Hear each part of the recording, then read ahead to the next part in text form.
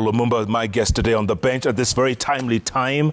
Prof, good to see you. Good to see you, Jeff. Thanks so much for your time. And look, you wrote a letter.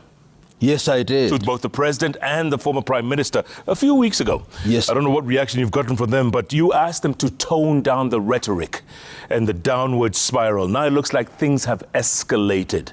What's your take, Prof? A very sad situation because, Jeff, we have been here before. We saw this in the year 2007, 2008. We saw this immediately after the elections in 2017. And once again, we are seeing this kind of conduct.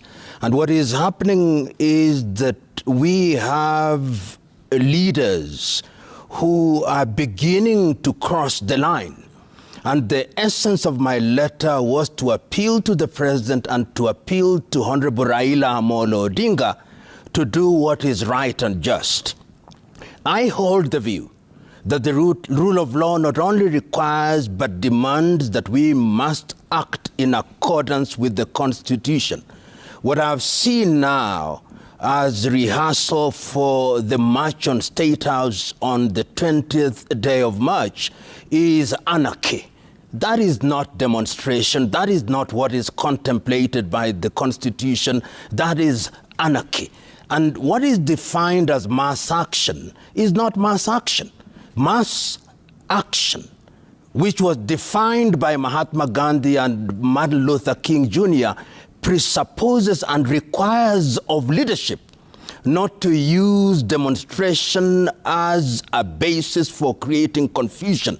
It is about doing things that are in accordance with the law, using methods that are recognized.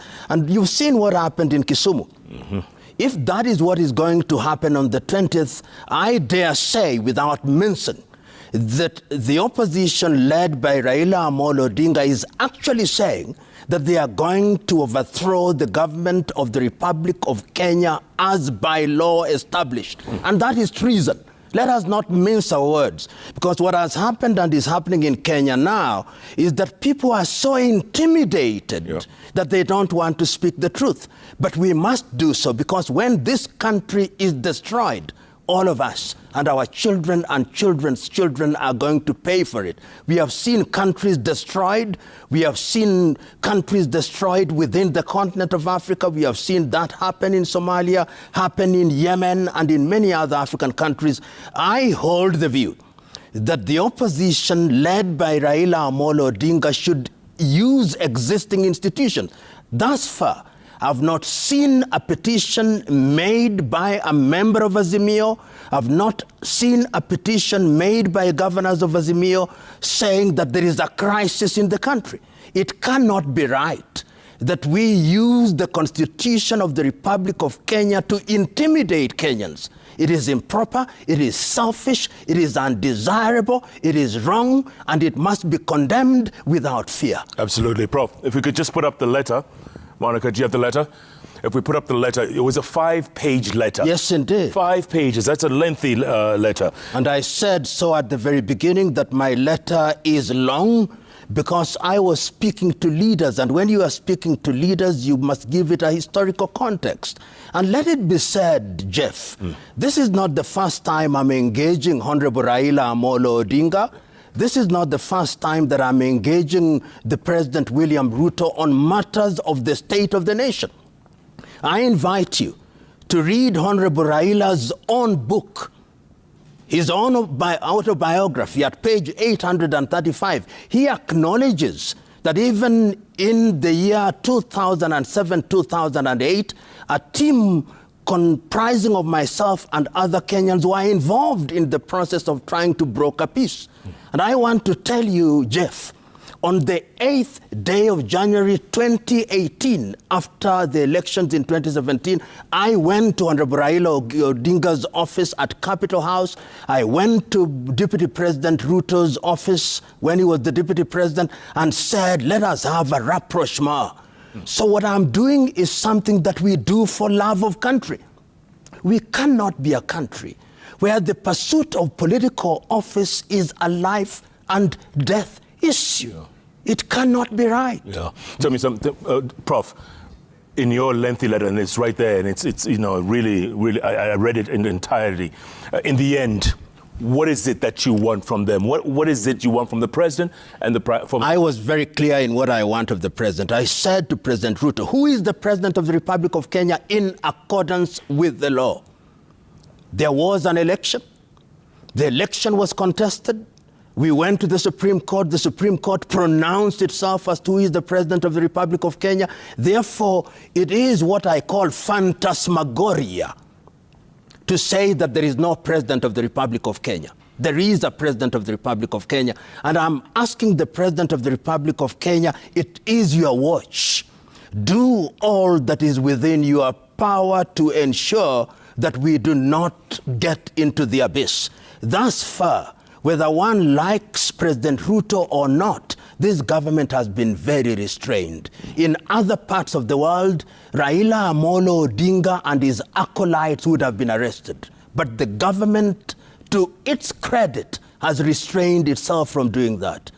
To Honorable Raila Amolo Odinga, what is my request? I said, Honorable Raila, no matter how aggrieved you are, concede that there is a president of the Republic of Kenya. You are an elder statesman. Engage William Ruto in any event. You have worked with him before, so that we can resolve the issues of the economy. The economy of this country, if you look at the micro and macro fundamentals, is not going to improve in the next 2 years. Even if Honorable Raila were the president, it would not. And I'm saying this is the time when leaders across the political divide should come together and do that which is in the best interest of the Republic of Kenya. Let me pose to you, Jeff. If there is a march on State House on the 20th day of March, and God forbid, the mobs, and it will be a mob, succeed into getting into State House, and imagine that somebody is shot dead and there is a stampede, there will be a bloodbath, and Kenya will never be the same again. What happens on the 21st, the following day? What is the end game? What is the end game? Because right now, when you read the social media, as I said in my letter, there is no shortage of individuals on the side of Azimio urging Honorable Odinga on, go on, you are our warrior. I am asking Honorable Raila Odinga, please do not listen to those individuals. They are not your well-wishers. They are people who want the historic